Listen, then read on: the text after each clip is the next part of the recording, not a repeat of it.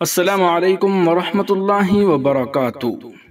ماں باپ نے اپنی بیٹی کے لیے جو خواب دیکھے تھے انہیں شرمندہ تعبیر کرنے کے لیے بیٹی نے سخت جد و جہد کی، لیکن اس خوشی میں خواب دیکھنے والے والدین شامل نہیں ہیں۔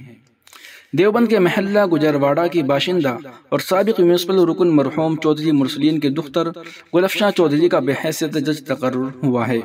انہوں نے جج بن کر جہاں اپنی زندگی کا ایک نیا مقام حاصل کیا ہے، وہیں اپنے علاقے و والدین کا نام بھی روشن کیا ہے۔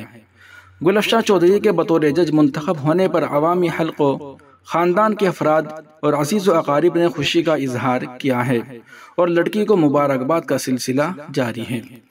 بیٹی نے گزشتہ روز آئے نتائج میں شاندار کامیابی حاصل کر کے پورے علاقہ اور سماج و ملت کا نام روشن کیا ہے۔